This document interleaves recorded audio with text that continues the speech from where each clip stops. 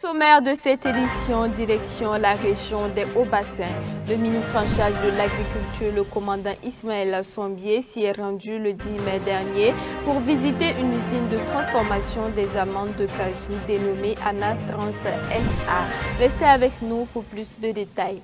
Également dans cette édition, nous parlons de la digitalisation du secteur agricole, chose qui est en vogue actuellement. Et dans le cadre de la conférence sur la gestion de l'environnement et la protection de la création, organisée par Compassion Internationale, la question était au cœur d'un panel, notamment les actions menées par le ministère en charge de l'agriculture dans le cadre de cette digitalisation. Des détails dans un instant. Voilà pour les titres de ce journal. Merci, chers téléspectateurs, de nous choisir pour vous informer. Bonsoir et bienvenue. Je vous le disais à l'instant, le 10 mai dernier, le ministre d'État chargé de l'Agriculture, le commandant Ismaël Sombier, a profité de sa tournée dans la région des Hauts-Bassins pour visiter une usine de transformation des amandes de cajou dénommée Anatrans SA. Lors de la visite, le ministre a réitéré l'engagement du gouvernement à toujours accompagner cette usine qui est une référence dans la transformation de la noix de cajou à Bobo-Dioulasso. Suivons ce récit de Colette Ilboudo pour en savoir davantage. Lors de son séjour dans la région des Hauts-Bassins, le ministre d'État chargé de l'Agriculture, le commandant Ismaël Sombier, a visité les installations d'Anatrans SA, qui est une usine de transformation de noix de cajou. Cette visite intervenue le 10 mai 2025 a permis au ministre et à sa délégation de s'enquérir des activités menées dans cette usine. Anatrans SA est une unité industrielle qui emploie plus de 2000 femmes mobilisées jour et nuit pour produire les amandes de cajou destinées aussi bien aux marchés locaux qu'internationaux. Des exploits qui satisfont le ministre Ismaël Sombier. Nous sommes dit donc qu'il faut accompagner ces structures, ça c'est un. Il faut deuxièmement les soutenir financièrement pour leur permettre de mobiliser la noix brute. Mais troisièmement, il faut également prendre des mesures pour que les exportateurs n'aillent pas au même moment sur le même marché avec les transformateurs pour acheter la noix brute.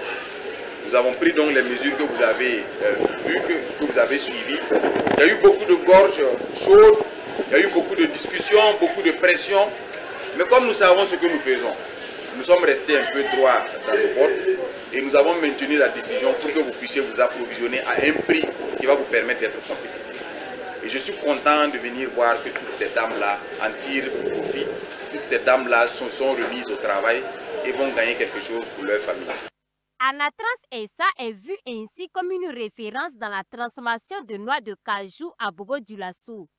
Ismaël Sombier a salué la résilience et l'engagement du personnel, tout en réaffirmant le soutien du gouvernement aux initiatives de transformation locale et à la valorisation de la filière ANACAD. Je voudrais au nom de leurs excellences, le camarade capitaine Ibrahim Traoré et le camarade Premier ministre, vous féliciter pour tout ce qui est fait. Du management de l'unité jusqu'au personnel, jusqu'au plus petit agent, je voudrais vous féliciter pour cette résilience, parce que vous êtes restés résilients. Malgré les périodes difficiles, malgré ce qu'il a pu avoir, qui a conduit à l'interruption de vos activités. Et la leçon que nous devons tirer, c'est que, comme on le dit dans nos langues, quand on dort sur la natte d'autrui, on dort à terre. Ces financements que, soi-disant, on nous apporte par moment, nous sont apportés avec des conditionnalités qui ne sont pas favorables à nous-mêmes, notre épanouissement, qui ne sont pas favorables à l'affirmation de notre identité. Aujourd'hui, vous êtes départis de ces conditionnalités qui vous étaient imposées par des partenaires et qui vous ont fait chanter. Vous n'avez pas cédé. Qui vous ont brandi la menace de leur retrait. Vous n'avez pas cédé jusqu'à ce qu'ils mettent en exécution cette menace. Aujourd'hui, l'État a pris ses responsabilités. C'est le début. Ça va se poursuivre, ça va s'accompagner et les perspectives sont bonnes, je peux vous rassurer. Anatrans SA, qui a vu ses activités au ralenti à un certain moment, est désormais fonctionnelle. Pour le ministre Sombier, la fonction publique n'est pas en mesure de pouvoir employer tout le monde. Et le seul moyen pour s'en sortir est l'entrepreneuriat. Il a saisi l'occasion de cette visite pour lancer une invite à la jeunesse burkinabé à s'intéresser à l'entrepreneuriat, surtout l'entrepreneuriat agricole. La digitalisation est de plus en plus d'actualité dans de nombreux secteurs au Burkina Faso et le secteur agricole n'est pas en marge. Justement, les actions menées par le ministère en charge de l'agriculture dans le cadre de cette digitalisation étaient au cœur d'un panel organisé dans le cadre de la conférence sur la gestion de l'environnement et la protection de la création. C'était un panel animé par la direction des productions végétales. Mamadou Souaré pour plus de précisions. Les technologies de l'information et de la communication, plus que jamais d'actualité dans le processus de révolution du secteur agricole au Burkina Faso.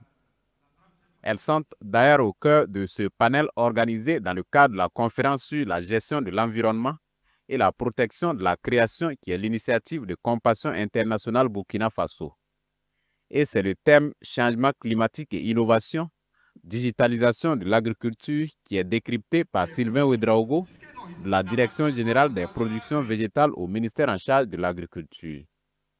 Il s'est agi en clair pour lui de faire le point des activités en lien avec la digitalisation au sein de ce département ministériel. Et donc ces activités, ça porte sur quoi?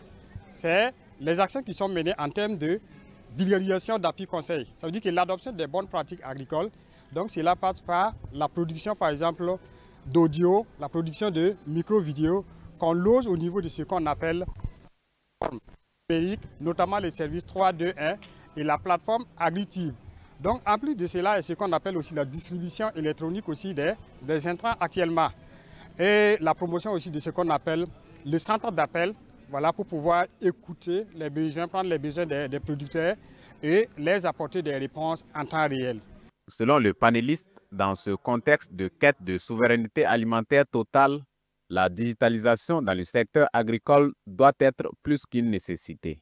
On sait que le ratio d'appui conseil, c'est relativement faible. Donc, vu que les agents d'appui conseil ne sont pas nombreux, donc à travers la digitalisation, voilà les aspects numériques, ça nous permet de toucher ce qu'on appelle un grand nombre de producteurs en temps réel. Donc cette action, la finalité c'est quoi? C'est leur permettre d'adopter les bonnes pratiques agricoles et améliorer leur production, leur rendement et augmenter ce qu'on appelle leurs revenus. Donc voilà la nécessité en tout cas d'œuvrer dans ce domaine. Cette conférence sur la gestion de l'environnement organisée par Compassion Internationale Burkina Faso trouve tout son sens de l'avis de Sylvain Ouedraogo, en ce sens qu'elle a permis d'aborder plusieurs questions brûlantes du moment. La transformation et la fabrication d'outils, c'est ce qui fait la passion de Sayouba Nanziga. La dernière trouvaille de ce jeune entrepreneur est le tricycle vidangeur, une initiative pour répondre aux besoins accrus des populations pour une meilleure gestion des déchets et bouts de vidange, surtout dans les zones périphériques de la capitale. Sa structure Barka SARL est située à Ouagadougou, plus précisément au quartier Nagré. Josiane Koulibaly et Colette Ilboudo pour plus de précision. La volonté d'innovation peut souvent être moteur d'initiatives créatives très remarquables. C'est le cas de ce tricycle ordinaire transformé en tricycle vidangeur pour fosse septique. Ce projet ambitieux est le fruit de la détermination d'un entrepreneur visionnaire en la personne de M.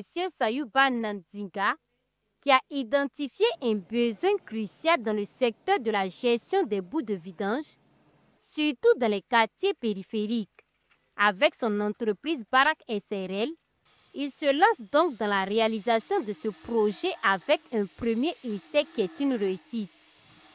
L'idée de transformation des tricycles, quand on parle de l'innovation, tu es dans un domaine à chaque fois.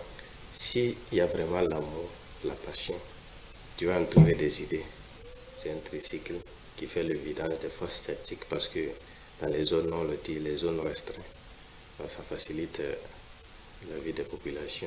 Actuellement, je n'ai qu'un seul. Et ça, j'ai brouillé. Parce que si tu n'as pas les moyens, tu ne peux pas avoir un la main. Donc, là, j'ai brouillé pour que je puisse avoir du concret. Voilà, parce que quand on fait ce genre de travaux, il faut souvent avoir du concret. Il ne faut pas que ça aille dans des images, dans des reportages, mais il faut avoir du concret souvent pour montrer Cette innovation ne se limite pas seulement à un changement technique, mais elle représente également une réponse à une problématique sociale en améliorant l'accès à des services d'assainissement de qualité. Barca SARL met aussi ce savoir-faire au service de tout particulier désirant être propriétaire d'un tricycle vidangeur. On fait sur commande, il suffit de venir nous voir que tu veux. Ça dépend maintenant de ton argent, parce qu'il y a plusieurs qualités de le transformer. Donc, compte tenu du moyen du client, voilà, nous on le transforme pour le client. Tu lances ta commande et nous on modifie l'engin. Et puis, à travers ce qu'on t'a proposé, la quantité, la qualité, quand on parle de qualité, c'est comment avoir ça dans de longues durées. En plus de cette innovation, Barca SARL propose plusieurs autres réalisations, à savoir des tricycles ambulanciers, de cuisine ou de transport d'eau pour le bitumage des voies. Voilà qui met un terme à cette édition. Merci à tous de l'avoir suivi. Prenez soin de vous, mais surtout prenez soin de la nature. Au revoir et à demain.